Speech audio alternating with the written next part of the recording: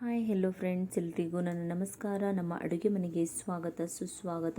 ನಾನು ಒಂದು healthy recipe ಮಾಡ್ತಾಯಿದ್ದೀನಿ. ಅದು ಸೋಯಾ ಚಂಕ್ಸ್ ಪಲ್ಯ. ಇಲ್ಲಿ ನಾನು ನ್ಯೂಟ್ರೆಲ್ಲಾ ಸೋಯಾ ಚಂಕ್ಸ್ನ ತೊಗೊಂಡಿದ್ದೀನಿ. ನಿಮ್ಮ ಹತ್ರ ಯಾವ ಬ್ರ್ಯಾಂಡ್ ಇದೆಯೋ ಅದನ್ನು ತೊಗೊಂಡು ಮಾಡ್ಕೋಬಹುದು. ಇದು ತುಂಬಾ ಚೆನ್ನಾಗಿದೆ, ಅದಕ್ಕೋಸ್ಕರ ನಾನು ಇದನ್ನೇ ತೊಗೊಂಡಿದ್ದೀನಿ. ಇವಾಗ ನಾನು ಒಂದು ಪಾತ್ರೆಗೆ ನಾನು ಇಲ್ಲಿ ಒಂದು ಅರ್ಧ ಪ್ಯಾಕೆಟ್ನ ನಾನಿಲ್ಲಿ ತೊಗೊಂಡಿದ್ದೀನಿ. ಇವಾಗ ನಾನು ನೀರು ಬಿಸಿ ಮಾಡಿಕೊಳ್ಳೋಕೆ ಇಟ್ಕೊಂಡಿದೆಯಲ್ಲ, ಇದಕ್ಕೆ ನಾನು ಒಂದು ಸ್ವಲ್ಪ ಉಪ್ಪನ್ನು ಹಾಕೋತಾ ಇದ್ದೀನಿ. ಇವಾಗ ನಾನು ಸೋಯಾ ಚಂಕ್ಸ್ ಇದರಲ್ಲಿ ಹಾಕೋತಾ ಇದ್ದೀನಿ. ನೋಡಿ, ಇದು ಕುದಿಸೋದೇನು ಬೇಡ, ಒಂದು ಸ್ವಲ್ಪ ಮಿಕ್ಸ್ ಮಾಡಬೇಕಷ್ಟೇ. ನೋಡಿ, ಈ ಥರ ಮಿಕ್ಸ್ ಮಾಡಬೇಕು. ಮಿಕ್ಸ್ ಮಾಡಿಬಿಟ್ಟು ಗ್ಯಾಸ್ನ ಆಫ್ ಮಾಡಬೇಕು ಅಷ್ಟೇ. ಇವಾಗ ನಾನಿಲ್ಲಿ ಮತ್ತೆ ಒಂದು ಕಡಾಯಿನ ಇಟ್ಕೊಂಡಿದ್ದೀನಿ.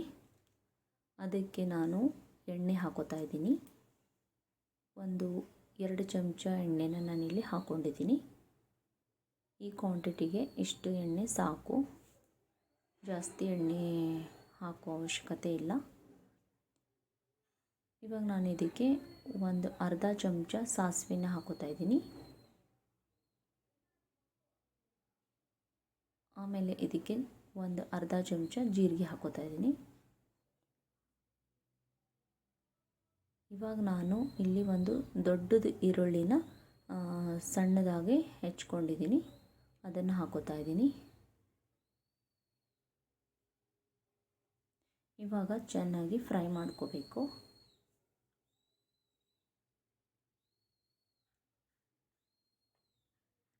ಇವಾಗ ನಾನು ಇದಕ್ಕೆ ಹಸಿಮೆಣಸಿನ್ಕಾಯಿನ ಹಾಕೋತಾ ಇದ್ದೀನಿ. ಒಂದು 2 ಹಸಿಮೆಣಸಿನ್ಕಾಯಿ ಈ ಥರ ದುಂಡಿಗೆ ಕಟ್ ಮಾಡಿಕೊಂಡು ಹಾಕ್ಕೊಂಡಿದ್ದೀನಿ. ನಾನಿಲ್ಲಿ ಸೀಳಿ ಹಾಕ್ಕೊಂಡಿಲ್ಲ. ಇವಾಗ ನಾನು ಇದಕ್ಕೆ ಶುಂಠಿ ಬೆಳ್ಳುಳ್ಳಿ ಪೇಸ್ಟ್ನ ಹಾಕೋತಾ ಇದ್ದೀನಿ. 1 ಚಮಚ ಹಾಕೋತಾ ಇದ್ದೀನಿ. ನೀವು ಮನೆಯಲ್ಲೇ ಮಾಡಿರೋದಿದ್ರೆ ಫ್ರೆಶ್ಶು ಅದನ್ನೇ ಹಾಕೋಬಹುದು. ನಾನು ಪ್ಯಾಕೆಟಲ್ಲಿ ತಂದಿದೆಯಲ್ಲ ಅದನ್ನೇ ಇದಕ್ಕೆ ಹಾಕ್ಕೊಂಡಿದ್ದೀನಿ. ಇವಾಗ ನಾನು ಇದಕ್ಕೆ 2 ಟೊಮೆಟೊನ ಹಾಕೋತಾ ಇದ್ದೀನಿ. ಚಿಕ್ಕದಿತ್ತಲ್ಲ, ಅದಕ್ಕೆ ನಾನು 2 ಟೊಮೆಟೊನ ಇಲ್ಲಿ ಹಾಕೋತಾ ಇದ್ದೀನಿ.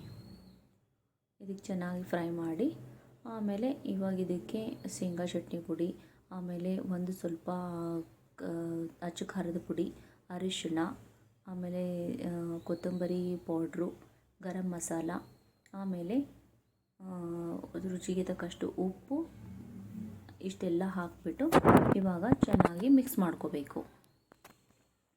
ಇದೊಂಥರ ಡಿಫ್ರೆಂಟ್ ಆಗಿರೋಂಥ ಪಲ್ಯ. ಇದು ಚಪಾತಿಗೆ, ರೊಟ್ಟಿಗೆ ಎಲ್ಲಕ್ಕೂ ಚೆನ್ನಾಗಿರುತ್ತೆ. ಚೆನ್ನಾಗಿ ಮಿಕ್ಸ್ ಆಗಿದೆ ಇದು. ಇವಾಗ ಇದಕ್ಕೆ ನಾನು ನೀರನ್ನು ಹಾಕೋತಾ ಇದ್ದೀನಿ. ಇಲ್ಲಿ ರುಬ್ಬೋದು ಅದು ಇದು ಅಂತ ಏನೂ ಇಲ್ಲ, ಹಾಗೆ ನಾವು ಮಾಡ್ಕೋಬಹುದು. ಇವಾಗ ಇದಕ್ಕೆ ನಾನು ಸೋಯಾ ಚಂಕ್ಸ್ನ ಬಿಸಿ ನೀರಲ್ಲಿ ಹಾಕಿದ್ದೆಲ್ಲ ಅದನ್ನು ಚೆನ್ನಾಗಿ ಹೆಣ್ಕೊಂಡ್ಬಿಟ್ಟು ಇವಾಗ ಸೈಡಿಗೆ ಇಟ್ಕೊಂಡಿದೆ. ಅದನ್ನು ಇದರಲ್ಲಿ ಹಾಕಿಬಿಡಬೇಕು ಅಷ್ಟೇ. ಈ ಮಸಾಲದಲ್ಲಿ ಹಾಕಿಬಿಟ್ಟು ಚೆನ್ನಾಗಿ ಕೈ ಆಡಿಸ್ಬೇಕು, ಅಂದರೆ ಚಮಚ ಆಡಿಸ್ಬೇಕು. ನೋಡಿ,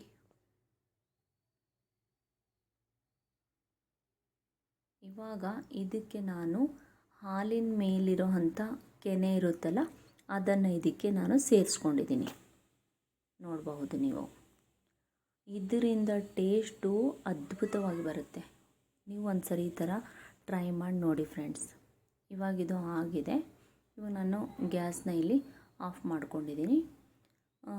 ಒಂದು ಸ್ವಲ್ಪ ಆರಿದ ಮೇಲೆ ಇದು ಗಟ್ಟಿ ಆಗುತ್ತೆ, ಅದಕ್ಕೋಸ್ಕರ. ಆಮೇಲೆ ಮೇಲೆ ಕೊತ್ತಂಬರಿ ಹಾಕಿಬಿಟ್ಟು ಸರ್ವ್ ಮಾಡಿದ್ರೆ ಮುಗೀತು. ನಾನಿಲ್ಲಿ ಚಪಾತಿ ಜೊತೆ ಸರ್ವ್ ಮಾಡಿದ್ದೀನಿ, ನೋಡ್ಬೋದು. ಈ ಪಲ್ಯ ನೀವು ಚಪಾತಿ ಜೊತೆಗೆ ಬಾಕ್ಸಿಗೆ ಕೂಡ ಕಟ್ಕೊಡ್ಬಹುದು, ಬೇಗ ಬೇಗ ಆಗಿಬಿಡುತ್ತೆ. ಅದಕ್ಕೋಸ್ಕರ ಈ ವಿಡಿಯೋ ಇಷ್ಟ ಆದರೆ ಲೈಕ್ ಮಾಡಿ, ಕಮೆಂಟ್ಸ್ ಮಾಡಿ, ಶೇರ್ ಮಾಡೋದನ್ನು ಮರಿಬೇಡಿ, ಮತ್ತು ಸಬ್ಸ್ಕ್ರೈಬ್ ಮಾಡೋದನ್ನು ಮರಿಬೇಡಿ friends. Thank you for watching. Bye. ನನಗೆ ಇದೇ ಥರ ಸಪೋರ್ಟ್ ಮಾಡಿ ಫ್ರೆಂಡ್ಸ್.